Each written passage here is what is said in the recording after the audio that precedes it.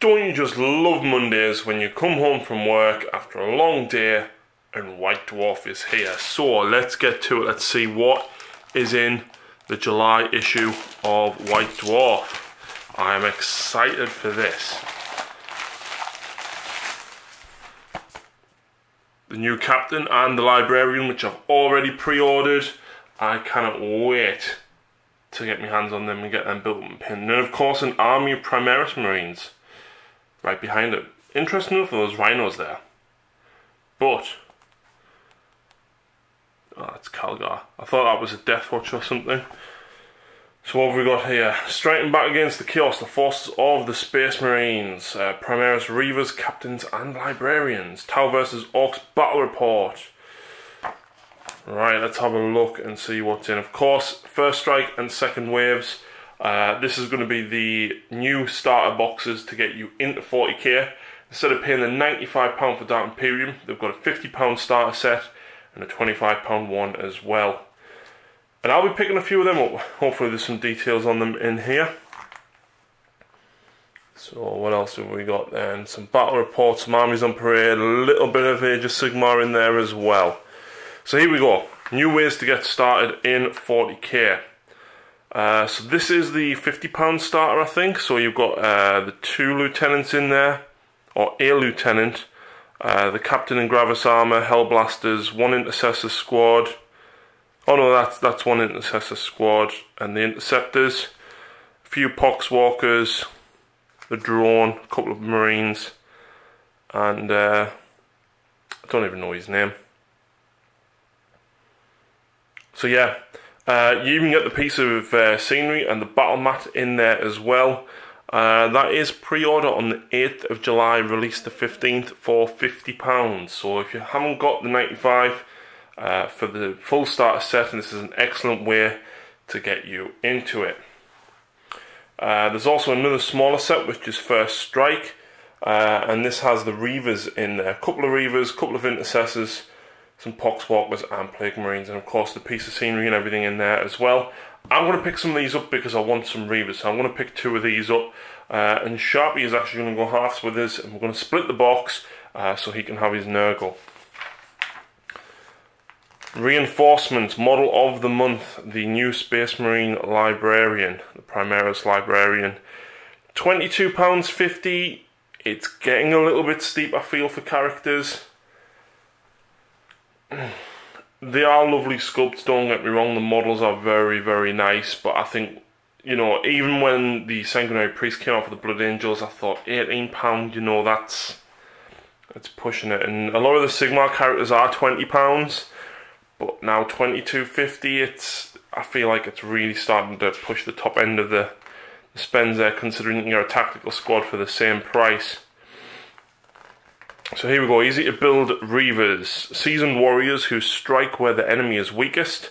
A Primaris Space Marine reaver are equipped not only to function as paramount infiltrators, but to shatter enemy morale with Death's headmask and voice distorting helmet speakers.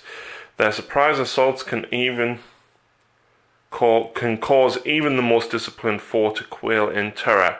The Sergeant as easy build. Oh, the box contains a brilliant... I can't even read today. This brilliant box contains 2 reavers and a reaver sergeant as easy to build miniatures. So they've got a heavy bolt pistol, which is a large caliber sidearm with the same level of stopping power as a bolt rifle. So it's probably range 15, AP -1. And the light Mark 10 Reaver power armor variant is optimized for covert operations, the power plant giving off little waste heat or noise. As saboteurs and shock troops, Reavers typically carry an array of close quarter wargear such as grenades, combat knives and spare ammunition clips. The combat knives wielded by the Reavers are huge. In the hands of Imperial Guardsmen they'd be swords. So easy to build Marines, you can get them for £10 a box. And the same with the Primaris. These new intercessors are a little bit different, some of the sculpts. I think the Sergeant might be the same, but this guy here with the Auspex definitely looks different. And again, £10 for a box of them. You've got your easy to build Plague Marines and easy to build Poxwalkers. So again, different sculpts to what was in the Dark Imperium box, and these are each £10. But you can buy the First Strike game with all of this, plus the mat, the dice and everything, for £25. So even if you're going to just get these two, you know, the First Strike box is excellent value for money. There's the Intercessor paint set, and of course the starter paint set on there as well. There's even a couple of open war cards as well, which will be some additional objective cards for the game. So we've got all the prices and everything. So Ultramarine paint sets at tenner, Death Guard one's a tenner. The Intercessors plus the paint is 20, so that's not too bad at all. And the open war cards, actually I'm going to read this. So the new Warhammer 40,000 offers 3 ways to play your games, one of which is open play, where each opponent can use any amount of models without limitation. The open war cards set is designed to create a fun and varied open play missions on the fly, and contains 48 cards split into 3 different decks with 12 different deployment options, objectives and twists. Adding special rules and objectives to your battle. 2 smaller decks with 6 ruses and 6 sudden death objectives. See play when you're outnumbered. So there is a total of 62,208 different games possible with this deck. Wow. So if open play is your thing, that's definitely quite cool. One of them is, for example, pick up to 3 of your units to be set up in ambush. You can set the unit up again anywhere that is not in your opponent's deployment zone and is more than 12 inches from enemy models. So definitely a new way to play. It's nice that they're supporting other ways as well. So we've got Thunder and Blood as well. Thunder and Blood is available now, and this is the smaller Age of Sigmar starter box. So you've got most of the guys from the actual game itself. So you've got your Retributors, you've got Relictor, your Korgorath, and of course all your Blood Reavers and stuff as well. It doesn't include Korgus Kull and Vandus Hammerhand. These guys have come out, they are £25 a piece. The Khorne one though does include the Bloodsecrator, so it's nice that the Bloodsecrator is now available separately. Vandus Hammerhand, £25. Yeah, not bad. I mean, the Dracothian Guard are usually £40 for 2, I believe. So, kind of in line. You know, it's a bit disappointing that this guy's £25. Yet the Primaris Captain's £22.50. So the latest from Forge World, we've got Magnus, and what a model he is. He's an absolute beaut. Very Romanesque of the 40k Demon Prince Magnus, which is beautiful. And I love this model. It's fantastic. So we've got a couple of novels that have come out this month. I know there was the Farsight and the Perturabo one. Video game news, there's a Speed Freaks game coming out, and you've got an expansion to Vermintide, I think. Path to Glory, Heroes Rise in the Mortal Realms. This is going to be separate, apparently, to the General's Handbook 2017, and it's going to include all of the rules for Path to Glory. It was nice that they made Skirmish. It was a pretty cheap book at £6. Hopefully Path to Glory is not too expensive, and hopefully the General's Handbook will stay at around £15. We've got all the readers' letters and everything in there. Temporal Distort, which we look back at some old white dwarfs, and I remember this one, believe it or not. And then we've got details of Magnus the Red for his 40k variant, which, like I said, is an absolute stunning model. So we've got some interviews there with some of the design team. 30 years of continued development of the Space Marines. So the Rogue Trader one, the Mark II, 2nd edition clip together ones, which I had quite a lot of. You had the metal hybrids where there were the metal bodies and then the plastic arms and everything to glue it together. Then the new Tactical Marines, and you can see steadily, you know, the increase in size of the Marines over the years as well. There is rumours, of course, that they are going to be phasing out the older Marines. But yeah, this one has been in play apparently since 2004. So we've got some more details of the sculptors and everything there as well. I'll be sure to have a read of that later. I do love the Screaming Bell model. And then we've got a Tale of 4 Warlords, which is of course following 40k now. The Age of Sigmar one was really nice to follow. Gives a little bit of an insight into each of the Warlords armies, how they painted them, what the thoughts are behind building them. So again, very interesting. So the Eldar player there has chose to add Eldrad, and I absolutely love that Wave Serpent, Wraith Lord. Colours absolutely beautiful, very Chimera. And then of course we've got the Astra and the Space Marines as well. And then of course the Battle of the Warlords, which I'll be sure to have a look at. Horus Heresy. So we've got a Warhound, I think it is, and I remember seeing this at the Golden Demon entries actually, and this is absolutely phenomenal. The basing is fantastic. It's so bold for such a big model. So who have we got here? Silver was a Night Lord's Leviathan. World Eater's Leviathan by Ben Pointer. I'm just looking at the names to see if I recognise any. These models are absolutely beautiful. This yellow is fantastic, and the Potato Knight, it's a beast. It's absolutely massive.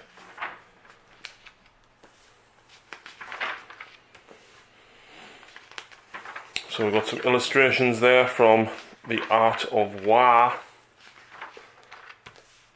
Very, very cool artwork.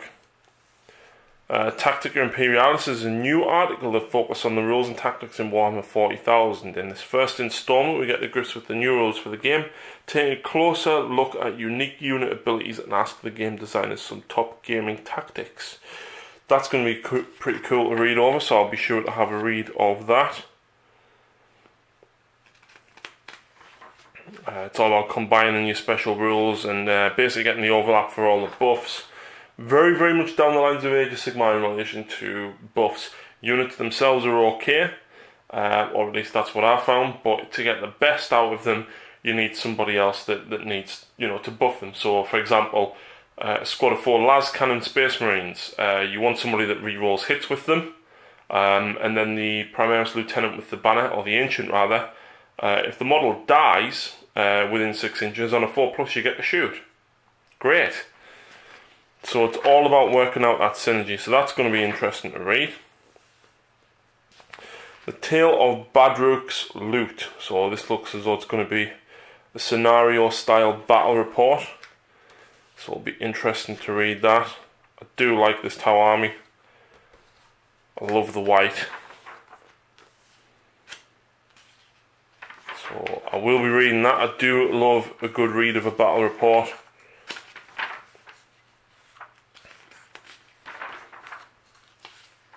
And what else have we got? War in the Shadows. So this looks with the release of Warhammer Age of Sigmar Skirmish last month, White Dwarf offers the comprehensive guide to just what this new expansion is all about and what it means for your small scale battles in the mortal realms. So a bit of an insight into that. I have actually played a few games of it. I enjoyed it quite a bit, and there will be a couple of games coming to the channel very soon as well. So if you're not already subscribed, go and subscribe, and you can be able to view them very soon. So what have we got here? The Unbound Storm. I love them crystals. I wish I could buy stuff like that. Wow. Now that is a Stormcast collection. You can't even see it all on the camera. I see no less than 4 Star Drakes there at least, though. Wow. Beautiful stuff. The Prime and all the heroes. There's one of each hero there I can see. Celestin, Vexillor, Castellan. Both Vexillors actually. Veritant, Heraldor. Both Heralders. Veritant. You've even got the little priest there as well actually. Armies on Parade. I will be entering this year. And I'll be entering in the Sunderland store, so go and check the Sunderland store out if you haven't already. So we've got new army for a new era. So this is obviously looking at some of the stock collecting boxes that are out there. This Nurgle one looks fantastically painted actually. I like it a lot. So we've got the Death Watch, we've got the Astra Militarum. Death Watch will be coming very soon as well. I've mostly assembled the army. We've got some painting guides for the Death Guard and the Ultramarines, of course. And a painting one for the Librarian. I'm probably going to paint my Librarian up on camera. So you can see the progress that I make through him. But it's nice that they are doing the painting tutorials again and showing the build-ups of the layers and the washes as well. I do like these tutorials in White Dwarf. Fate of Konor is the campaign that is starting at Warhammer World on the 27th of July. So you've got about 4 weeks to get, or 3 weeks to get ready for that. But go and check out the Games Workshop Warhammer World page for that. And then we've got Realms of Battle, which is, let's have a look. Focuses on building your terrain. So let's see what they're doing today. They're painting up the Shattered Dominion boards. I don't have any myself, but I do love going down to Battle Bunker and getting some games in on some of the tiles. The tiles are fantastic. And we've even got a few scenarios listed here as well, which is great. I do like something that's a little bit different to normal. And we've got Armies on Parade. This must have been some of last year's. Oh, we've got some John Blanche work here. I do love some of this stuff. I love that everything's just kind of amalgamated from different models, and I think that's half a Rust Stalker with a Devourer. Yeah, I'm not fully sure what everything is, but it looks fantastic. That's Mephiston. I recognise him a mile off. I think that's the old Vindicare. Loads of really cool stuff there. I think that's an Eldar Warlock actually. Armoured Assault, so we've got some focus on some readers' vehicles here. This is out of this world. That is absolutely phenomenal. Obviously, I'm a little bit biased with it being Blood Angels. Let's have a quick look through. Love the Soul Grinder. Oh, more Blood Angels, of course.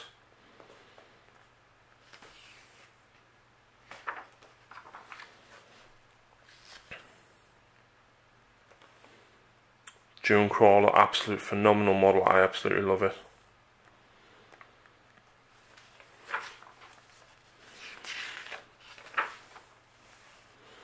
And then of course we've got readers models.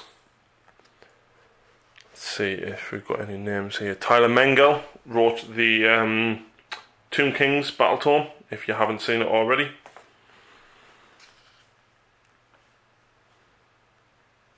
Let's have a look.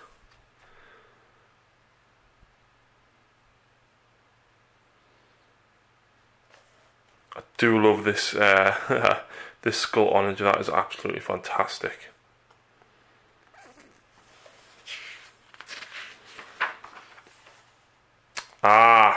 In the spotlight, Mr. Graham Shirley. I've had the privilege of actually meeting Graham and seeing some of his models in the flesh. And my word, what a painter. These models are absolutely beautiful. Some of his conversion work is basing. I have never seen any more realistic basing than Graham's. I played in the Age of Sigmar tournament at Battle Bunker. Graham turned up with his, I want to say goblins, spiders. He had his spiders, and the basing on them was just absolutely out of this world. I'm just going to hold the book up a little bit, especially the Boar Rider, and then of course he's got the mushrooms, the flowers, the ice on the Slaughter Priest. Wow, absolutely out of this world. And Graham's probably one of the nicest blokes you would ever meet. So it's fantastic to see his work actually recognised in White Dwarf. So a massive shout out to Graham for obviously getting his work in there. I'll be sure to definitely read the rest of that. And let's have a look, finishing off.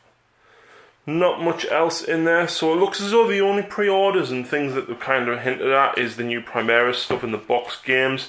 There's no hint at the Age of Sigmar Path to Glory.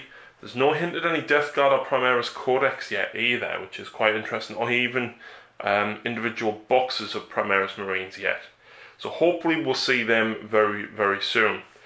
But that is it, folks. That is July 2017 of White Dwarf.